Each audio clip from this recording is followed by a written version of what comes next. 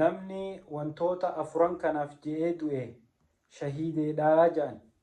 Wantoonni afran kun maalii fi maali? Tayoo sababaa isiitiin haduutu taate ati shahiidee jedhamtuuf.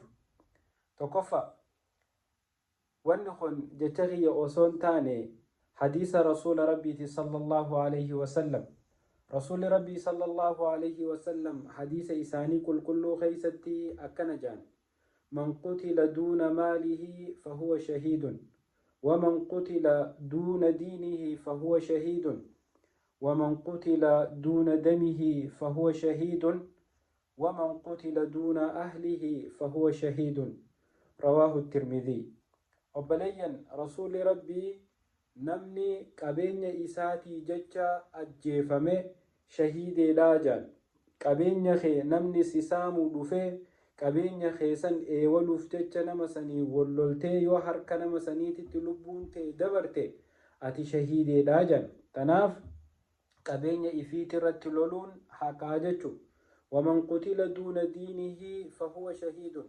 Namni amantii isaatiif osoo falmuu, amantii isaatiif osoo qabsaa'uu, amantii isaa tanaaf jecha wareegame shahiideedhaa jedhe rasuulli rabbii sallallahu alayhi wasallam.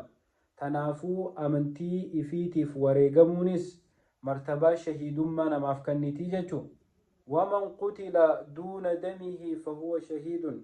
Namni dhiiga isaatiif jecha du'ee sababaa dhiiga isaa baafachuu, sababaa dhiiga isaa eewaluuf jecha, lubbuu isaa baraaruuf jecha namni namaa wajjii wal dhabee sababaa lubbuu isaa baraaruuf jecha du'ee namni sanis shahiideedhaa jedhe rasuulli rabbii sallallahu alayhi wasallam. Akkasuma ammas ta'afuraffaa waman qutila duuna ahlihi fahuwa shahiidun.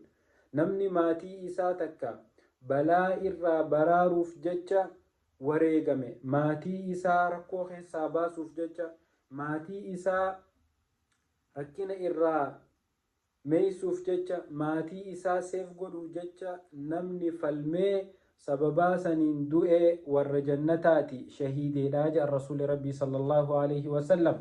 Sahaabticha tokko rasuula rabbiititti dhufee namni tokko yoo dhufee maallaqa kiyyanarraa fudhachuu fedhe akkamiin godhaa jedhe rasuula rabbii gaafate. Sani rasuulli maallaqa kee hin kenniniifi jeen. Hayyee yoo humnaan naallolee narraa fudhachuu deeme hoo jennaan atis loliif irraa dhoorkii jeen.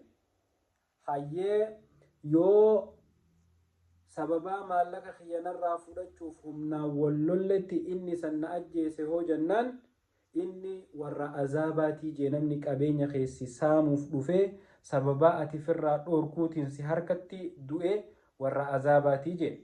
Akkasuma yoon qabeenya kiyyaan eewala je'ee nama kanaa wajjin osoo wal loluu dhawee lafa darbee namni sanna harkatti du'e hoo jennaan namni san warra azaabaatii jee.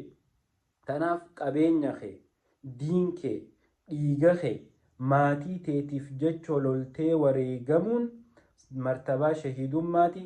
Sababaa jannata ittiin arkattu, roorroo qabeenya kee keessas sitti dhuftu, roorroo amantii tee keessas sitti dhuftu, roorroo dhiiga kee keessatti sitti dhuftu, roorroo maatii tee keessatti sitti dhuftu takkalleehuu hin fudhatin. Yoo sababaa saniif jecha ajjeefamte ati rabbi biratti kabajaa qabda. Shahiida taateeti guyyaa qiyaamaa jannata rabbiitiin gammachiifamta. Wassalaamu alaykum.